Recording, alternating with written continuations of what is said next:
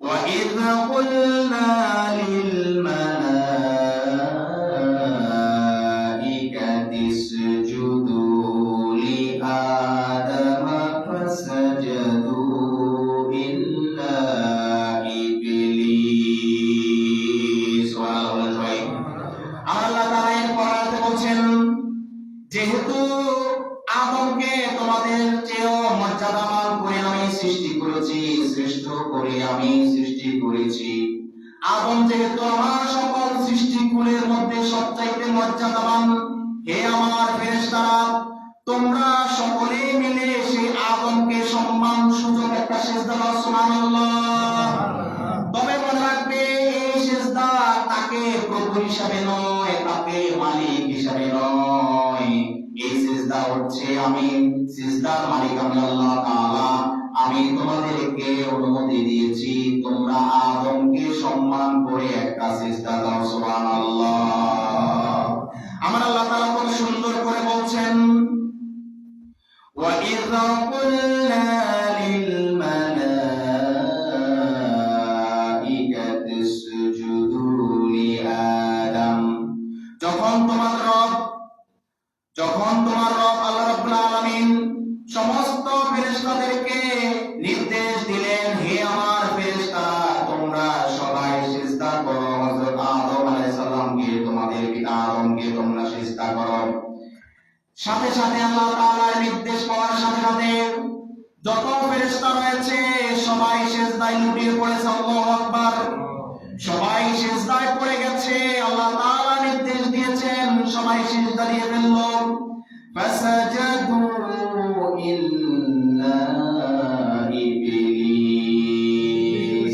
কিন্তু ইবলিস নামক যেই ফেরেশতা অনেক ইবাদত করেছিল, কিন্তু ইবলিস নামক সেই ফেরেশতা সাথে সাথে সে নাফরমানি করলো, সে আল্লাহর সাথে সেখানে গাদ্দারি করলো। নাউযুবিল্লাহ। ফাসাজাদু ইল্লা ইবলিস। সকল ফেরেশতারা সিজদা করলো আদমকে, কিন্তু ইবলিস সিজদা করে নাই। নাউযুবিল্লাহ। ইবলিস সিজদা করে নাই, বরং সে আল্লাহর সাথে তর্কে লিপ্ত হয়ে গেছে। নাউযুবিল্লাহ। সে আল্লাহর সাথে কি লিপ্ত হয়ে গেছে? তর্কে লিপ্ত হয়ে গেছে। সে অজুহাত, সে যুক্তি দেখাচ্ছে, সে আর্গুমেন্ট দেখাচ্ছে। কি দেখাচ্ছে? আর্গুমেন্ট দেখাচ্ছে। কি আর্গুমেন্ট দেখাচ্ছে? দেখেন, সে আল্লাহ তাআলার নির্দেশকে অমান্য করে সে প্রথমে কি করলো? অমান্য করে সে বললো যে আমি সিজদা করব না। এতে করে সে কি করলো জানেন? অহংকার করেছে। কি করেছে? অহংকার করেছে। আল্লাহর নির্দেশনাকে সে অমান্য করে সে অহংকার করেছে। কিভাবে অহংকার করেছে? সে অহংকার করেছে, সে আল্লাহ তাআলার কাছে বলল যে ইয়া আল্লাহ তাআলা, খালাকতানি মিন নার ওয়া খালাকতাহু মিন তিন। ইবলিস আল্লাহ তাআলাকে বলল যে আল্লাহ তাআলা, আপনি আমাকে সৃষ্টি করেছেন আগুন থেকে, আর আদমকে সৃষ্টি করেছেন মাটি থেকে। তাহলে খালাকতানি মিন নার, নার মানে হচ্ছে আগুন, আর মানে কি? আগুন। আপনি আদমকে সৃষ্টি করেছেন কোথা থেকে? মাটি থেকে। আর আমাকে সৃষ্টি করেছেন কোথা থেকে? আগুন থেকে। সুতরাং আমি আগুন থেকে সৃষ্টি, আমার সবকিছু ঊর্ধ্বমুখী। মাটির তৈরি আদমকে আমি কেন সিজদা করব? এটা তো আমার মর্যাদা খেলাফ হয়ে যায়। নাউযুবিল্লাহ বলেন। এটা কি করলো? অহংকার করলো। কি করলো? অহংকার করলো। আল্লাহ তাআলা তাকে জিজ্ঞেস করলো, ইবলিস, সবাই তো সিজদা করলো, তুমি একজনে কেন করলে? সে বলল যে আপনি আমাকে আগুন থেকে বানাইছেন, আর আদমকে বানাইছেন মাটি থেকে।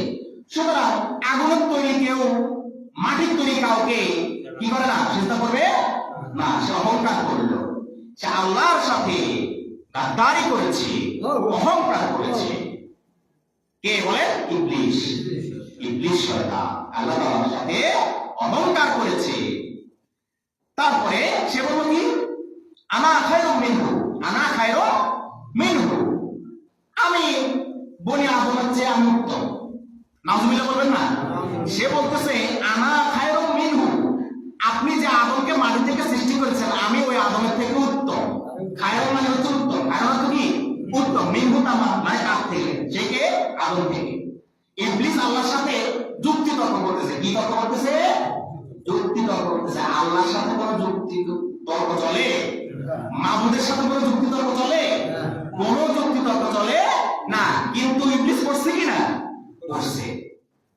ইবলিস যখন বলল খালাকতানি মিন নার ওয়া খালাকতাহু মিন তিন আনা খায়রুম মিনহু, ইবলিস বেঈমানি করে আল্লাহ তাআলার নির্দেশনাকে অমান্য করে অহংকার করে সে বলল, হে আল্লাহ তাআলা, আপনি আমাকে আগুন থেকে সৃষ্টি করেছেন আর আপনার আদমকে আপনি মাটি থেকে সৃষ্টি করেছেন, এই জন্য আমি তার থেকে উত্তম, যেহেতু আপনি আমাকে আগুন থেকে সৃষ্টি করেছেন, সুতরাং এই জন্য আমি আদমকে সিজদা করি নাই। নাউযুবিল্লাহ বলেন।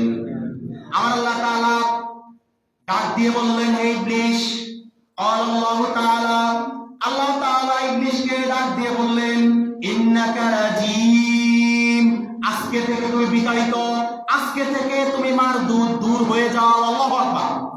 আল্লাহ তাআলা ইবলিসকে ডাক দিয়ে বললেন, ইন্নাকা রাজিম, তুমি বিতাড়িত, তুমি মারদুদ, তুমি পথভ্রষ্ট হয়ে গেছো। তুমি আমার আদমকে সিজদা করো নাই।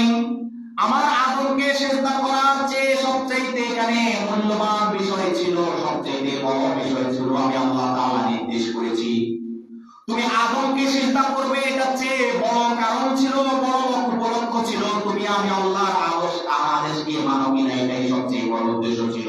কিন্তু তুমি আমি আল্লাহর আদেশকে মানো নাই, এই জন্য এ পর্যন্ত তুমি যত আমল করেছো সব কিছু আমি বরবাদ করে দিলাম। নাউযুবিল্লাহ। এরপরে ইন্নাকা রাজিম, তুমি মারদুদ, তুমি দূর হয়ে যাও, তুমি দূর হয়ে যাও, আমি আমার ফেরেশতাদের দল থেকে আমি তোমাকে বিতাড়িত করে দিলাম। সুবহানাল্লাহ। ইবলিস কি হয়ে গেল? বিতাড়িত হয়ে গেল। এরপরে ইবলিস আল্লাহ তাআলার কাছে বলল যে, আল্লাহ তাআলা, আপনি তো আমার আদমকে সিজদা না করার কারণে আমাকে বিতাড়িত করে দিয়েছেন, আমাকে বের করে দিয়েছেন। এখন আমার 3 দফা দাবি আছে। কয় দফা? কয় দফা? 3 দফা দাবি আছে। বিভিন্ন সময় রাস্তার মধ্যে এই কয়েক দফা নিয়ে নামে কিনা? নামে কিনা? দফার কোনো শেষ নাই, দফার কোনো শেষ নাই। এখন দেখো, ওই দফাটা কোথা থেকে শুরু হয়েছে? ওই ইবলিসের থেকে দফাটা কি হয়েছে? শুরু হয়েছে। ইবলিস বলল যে, আল্লাহ তাআলা, আমার 3 দফা দাবি আছে। কি কি? আল্লাহ তাআলা বললেন যে, ইবলিস বল তো দফাগুলো কি কি, একে একে আমার কাছে বল। ইবলিস আল্লাহ তাআলাকে ডাকতে বললেন, আল্লাহ তাআলাকে বললেন, হে আল্লাহ তাআলা, আমার প্রথম দফা হচ্ছে আপনার এই বনি আদম কতদিন পর্যন্ত এই পৃথিবীতে আসবে। আল্লাহ তাআলা ইবলিসকে ডাকতে বলেন, ইবলিস, আমার এই বনি আদম এখন থেকে পৃথিবীতে যাওয়া শুরু করবে, একেবারে কিয়ামত পর্যন্ত এটা সিলসিলা জারি থাকবে। সুবহানাল্লাহ। আল্লাহ তাআলা এই উত্তর দেওয়ার পরে ইবলিস আল্লাহ তাআলার কাছে প্রথম দাবি করলো, প্রথম দফা পেশ করলো, হে আল্লাহ তাআলা, আপনার আদম সন্তানেরা, আপনার বনি আদম যেহেতু কিয়ামত পর্যন্ত ধাপে ধাপে এই পৃথিবীতে আসবে, আপনার কাছে আমার প্রথম দাবি হচ্ছে, প্রথম দফা হচ্ছে, আপনি আমার হায়াতকে কিয়ামত পর্যন্ত দিতে হবে। এটা তার কি? প্রথম দফা, ইবলিসের প্রথম দফা। সাথে সাথে আল্লাহ তাআলা ডাক দিয়ে বললেন, মঞ্জুর, কবুল করে ফেলছি। তোমার প্রথম দফা কি? কবুল। দফা কয়টা? দফা কয়টা? ভালো করে বলুন, কোন মজার ঘটনা। দফা কয়টা? প্রথম দফা কি? মঞ্জুর। প্রথম দফা হায়াত কোন পর্যন্ত? কিয়ামত পর্যন্ত। আল্লাহ তাআলার কাছে প্রথম দফা পেশ করছে। আল্লাহ তাআলা বলেন, যা মঞ্জুর। তাহলে প্রথম দফা কি হয়ে গেছে? মঞ্জুর হয়ে গেছে। এরপরে ইবলিস প্রথম দফা যখন মঞ্জুর হয়ে গেছে, দ্বিতীয় দফা ইবলিস আল্লাহ তাআলার কাছে পেশ করলো। ইবলিস আল্লাহ তাআলার কাছে বলল, হে আল্লাহ তাআলা, আমার কাজ তো হবে, যেহেতু আপনি আমাকে বিতাড়িত করে দিয়েছেন, মারদুদ করে দিয়েছেন, বের করে দিয়েছেন, আমি যেহেতু বিতাড়িত হয়ে গেছি, আমি পৃথিবীতে গিয়ে আপনার যে বনি আদম রয়েছে, এই বনি আদমকে ধোঁকা দিয়ে আমি তাদের মধ্যে ঝগড়া লাগাতে হবে। আমি তাদেরকে ধোঁকা দিয়ে একে অন্যের মধ্যে ফিতনা লাগাতে হবে, একে অন্যের মধ্যে মারামারি সৃষ্টি করতে হবে, ভাইয়ে ভাইয়ে দ্বন্দ্ব লাগাতে হবে, স্বামী স্ত্রীর মধ্যে দ্বন্দ্ব লাগাতে হবে, পাড়া প্রতিবেশীর মধ্যে দ্বন্দ্ব লাগাতে হবে, বনে বনে ঝগড়া লাগাতে হবে, ঠিক কিনা বলেন? বাবা এবং ছেলের মধ্যে দ্বন্দ্ব লাগাতে হবে, এটাই হবে আমার কাজ। আমি যদি আমার যে সুরত আছে, আকৃতি রয়েছে, আমি যদি সরাসরিরে আকৃতি নিয়ে দৃশ্যমান অবস্থায় যদি ভাইয়ে ভাইয়ে যদি ঝগড়া লাগাতে যাই, আমি যদি ভাইয়ে ভাইয়ে ঝগড়া লাগাতে যাই, আমার নির্দিষ্ট যে শরীর রয়েছে, চেহারা রয়েছে, এই শরীর চেহারায়, তাহলে আমি তাদের কাছে ঝগড়া লাগাতে গিয়েছি, এটা যদি তারা বুঝতে পারে, দুই ভাই ধরে আমার আস্ত রাখবেন, আমার হাড় গোড় সব ভেঙে গুঁড়ো করে দিবে, ঠিক কিনা বলেন? সুতরাং আল্লাহ তাআলা আমার দ্বিতীয় দফা হচ্ছে, দ্বিতীয় দাবি হচ্ছে আপনার কাছে আমাকে অদৃশ্য ক্ষমতা দিতে হবে। আমি তাদেরকে ধোঁকা দিব, কিন্তু তারা আমাকে দেখবে না। আমাকে ইনভিজিবল ওয়ার্ক, অদৃশ্য কাজের সুযোগ দিতে হবে। বলছেন কে? ইবলিস। অদৃশ্য মানে ইবলিস আপনাকে ধোঁকা দিবে, আপনি ইবলিসকে দেখবে না। না, ইবলিস আপনার সাথে আপনার ভাইয়ের সাথে গ্যাঞ্জাম লাগাই দেবে, কিন্তু ইবলিস কি আপনারা দুই ভাই এক ভাইও দেখবে না। ইবলিস আপনার স্বামী স্ত্রীর মধ্যে দ্বন্দ্ব লাগাই দেবে, কিন্তু ইবলিসকে আপনি দেখবে না, কিন্তু সে ঠিকই কি দ্বন্দ্ব লাগাই দেবে। ইবলিস আল্লাহ তাআলাকে বলল, আল্লাহ তাআলা আমি যদি দৃশ্যমান অবস্থায়, ভিজিবল অবস্থায় যদি আমি যদি ষড়যন্ত্র করতে যাই, ফিতনা সৃষ্টি করতে যাই, দ্বন্দ্ব লাগাতে যাই, তাহলে পৃথিবীর মানুষগুলো মেরে আমাকে হাড় গোড় পুঁতে মাটির মধ্যে শোয়াই দেবে, ঠিক কিনা বলেন? এই জন্য আমাকে আপনার ক্ষমতা দিতে হবে অদৃশ্যভাবে, যাতে করে আমি অদৃশ্য থেকে তারা আমাকে দেখবে না, কিন্তু আমি তাদের মধ্যে আমি গ্যাঞ্জাম লাগাতে পারবো। অর্থাৎ আমাকে ইনভিজিবল ওয়ার্ক, অদৃশ্যে কাজ করা, আন্ডারগ্রাউন্ড ওয়ার্ক করার সুযোগ দিতে হবে। আল্লাহ তাআলা বললেন, মঞ্জুর কবুল হয়ে গেছে। কি হয়ে গেছে? তাহলে দফা কয়টা? এখন দফা মোট 3টা, গেছে কয়টা? তার মানে 2 দফা কি শেষ। আল্লাহ তাআলা বলেন কি? মঞ্জুর, শেষ, যে আমি মেনে নিলাম। যা, দাবি তো 3টা, 2টা করছ, এটা মানলাম। এরপরে ইবলিস আল্লাহ তাআলাকে বলল, আল্লাহ তাআলা আমি যেহেতু কিয়ামত পর্যন্ত হায়াত পাবো, যেহেতু আপনি আমাকে অনুমতি দিয়েছেন, এবং অদৃশ্য থেকেও আমি যেহেতু আপনার বান্দাদের মধ্যে গ্যাঞ্জাম লাগাতে পারবো, ফিতনা ফাসাদ সৃষ্টি করতে পারবো, তারা আমাকে দেখবে না।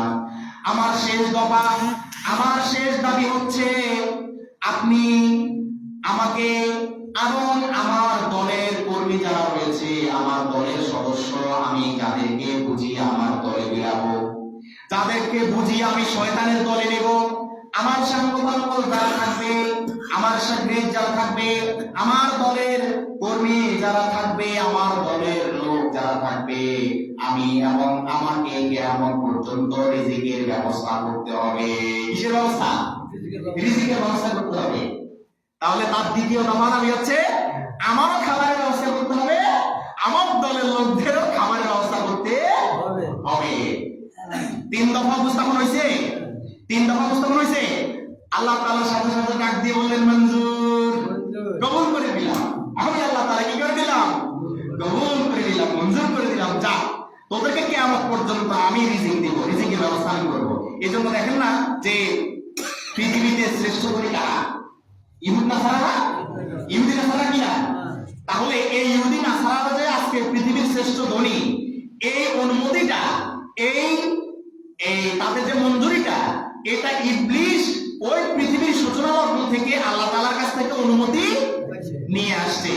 তাহলে তারা যে এখন রিজিক পাচ্ছে, কোথেকে পাচ্ছে বুঝতে পারছেন এবার? তারা এখন কাদের দল? হিজবুশ শয়তান। তারা হচ্ছে শয়তানের দলে। তারা কাদের দলে? শয়তানের দলে। এরপর দেখেন না, ইয়াহুদ, নাসারা, মুশরিক, মুনাফিক, নাস্তিক, আল্লাহ তাআলা সবাইকে রিজিক দিচ্ছেন না? দিচ্ছেন কিনা? মনে রাখবেন, খাঁটি মুসলমান বাদে আর সবগুলো হচ্ছে হিজবুশ শয়তান, শয়তানের দল, শয়তানের দল। ইবলিস যখন আল্লাহ তাআলার কাছ থেকে তিনটা দাবির যখন তিনটা দফা যখন মঞ্জুরি পেয়ে গেছে, ইবলিস আল্লাহ তাআলাকে ডাক দিয়ে বলতেছে, আল্লাহ তাআলা, এবার আপনি আপনার জাহান্নামের সংখ্যা বাড়াইতে থাকেন। আপনার কাছ থেকে যেহেতু আমি বড় বড় তিনটা দফা তিনটা দাবি আমি মঞ্জুর করে নিয়েছি, এই জন্য আপনি আপনার জাহান্নামের সংখ্যা বাড়াইতে থাকেন।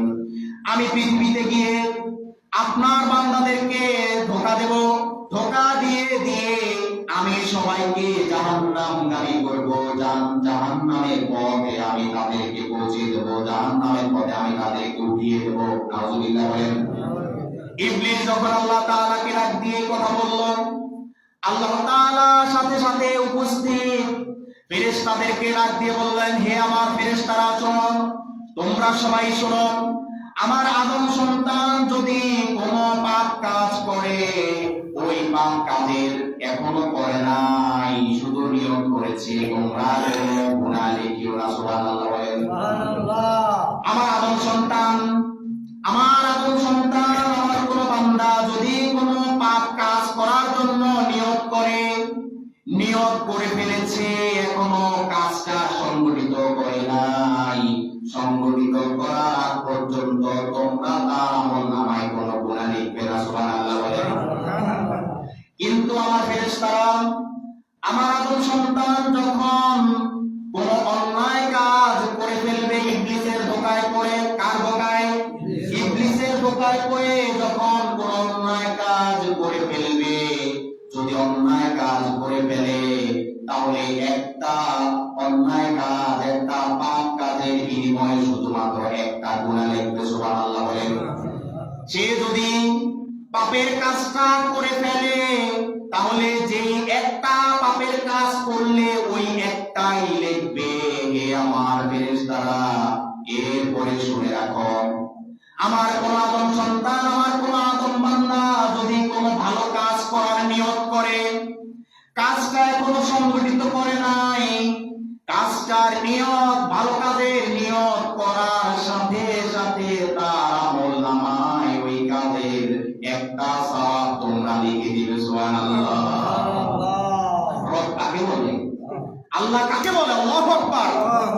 আপনি কাজটা এখনো করেন নাই, নিয়ত করছেন, আল্লাহ তাআলা ফেরেশতাদেরকে বলতেছেন, হে আমার ফেরেশতারা, আমার বান্দা ভালো কাজের নিয়ত করছে, কাজটা এখনো করে নাই, সাথে সাথে নিয়তের সাথে সাথে তার আমলনামায় সওয়াবটা লিখে দাও। সুবহানাল্লাহ। সে আমাদের আল্লাহ, সে আল্লাহকে বাদ দিয়ে কার ইবাদত করব আমরা? আল্লাহু আকবার। সবাই বলেন আল্লাহু আকবার। এরপর আমার আল্লাহ তাআলা ফেরেশতাদেরকে ডাক দিয়ে বলেন, এ আমার ফেরেশতারা, যখন আমার আদম সন্তান, বনি আদম, আদম বান্দা যখন কোনো ভালো কাজের নিয়ত করবে, তখন নিয়তের সাথে সাথে তার আমলনামায় একটা সওয়াব লিখে দিবে। এরপরে যখন আমার আদম বান্দা যখন ওই ভালো কাজটা করে ফেলবে, যখন ওই ভালো কাজটা যখন সংগঠিত করে ফেলবে, বাস্তবে কাজে রূপান্তর করে ফেলবে, ওই ভালো কাজের বিনিময়ে তার আমলনামায় 10 গুণ সওয়াব তোমরা লিখে দিবে। সুবহানাল্লাহ। সে ভালো কাজ করবে একটা, এই একের সাথে 10 গুণ দিয়ে 10 গুণের যে সওয়াব হয়, এই সওয়াব তোমরা আমার ওই বান্দার আমলনামায় লিখে দিবে। সুবহানাল্লাহ। হে আমার ফেরেশতারা, তোমরা সাক্ষী থাকো, এমনি ভাবে আমি আমার আদম বান্দাদেরকে আমি যুগে যুগে ক্ষমা করে দেব। সুবহানাল্লাহ। তাদের পাপগুলোকে তাদের পুণ্য দিয়ে আমি মুছে দেব। সুবহানাল্লাহ।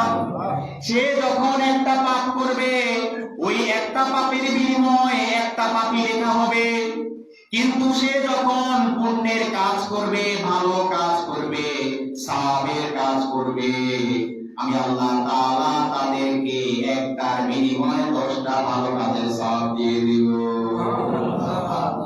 আর বলি, কত দয়া আমাদের জন্য, কত দরদ, ঠিক কি না? কত দরদ আমাদের জন্য, কত দরদ, কত দয়া, কত মায়া আমাদের জন্য। একটা ভালো কাজ করলে সওয়াব পাবেন কয়টা? 10টা। এটা হচ্ছে 11 মাসের জন্য। আর আমার আল্লাহ তাআলা বছরের মধ্যে এমন একটা মাস রেখেছেন যে মাস ওই 10 গুণেরও বাহিরে, ওটা কত গুণ হবে সেটা একমাত্র আল্লাহ তাআলা জানেন। সুবহানাল্লাহ। আমরা যে মাসের মধ্যে অবস্থান করতেছি, শাহরুর রমাদান, এই রমজান মাসে আমার আল্লাহ তাআলা বান্দার গুনাহসমূহকে maaf করে দেওয়ার জন্য বসে আছেন। কে আছো আমার কাছ থেকে সবগুলা গুনাহ maaf করে নিবে? সুবহানাল্লাহ। আপনি যখন একটা কাজ করবেন, আপনি যখন একটা ভালো কাজ করবেন, এটা সওয়াব কত বেশি হতে পারে আল্লাহ তাআলা এই জিনিসটা নিজের জ্ঞানের মধ্যে রেখেছেন। এই সওয়াব কতটুকু হবে আমার আল্লাহ তাআলা নিজের জ্ঞানের মধ্যে রেখেছেন। আমাদেরকে শুধু বলেছেন, হে আমার বান্দারা, রমজান মাসে তোমরা যদি আমার সন্তুষ্টির জন্য রোজা পালন করো, আমার ইবাদত বন্দেগী করো, তাহলে আমি আল্লাহ তাআলা তোমাদের জীবনের সমস্ত গুনাহ খাতাগুলো maaf করে দেব। সুবহানাল্লাহ। এই রমজান মাস পেয়েছো, এই রমজান মাস যেহেতু তুমি পেয়েছো, এটা তোমার জন্য একটা সুবর্ণ সুযোগ। তুমি তোমার ভালো কাজগুলোকে বাড়িয়ে দিয়ে, পুণ্যের কাজগুলোকে বাড়িয়ে দিয়ে তোমার গুনার বোঝাকে তুমি হালকা করে ফেলো। সুবহানাল্লাহ। তাহলে আল্লাহ তাআলা বলছেন কি, যে ইবলিস আমাকে চ্যালেঞ্জ দিয়ে গেল, আমিও চ্যালেঞ্জ দিলাম যে আমার বান্দা যদি একটা খারাপ কাজের নিয়ম করে, কাজটা এখনো করে নাই, ততক্ষণ পর্যন্ত কোনো গুনাহ লিখিও না।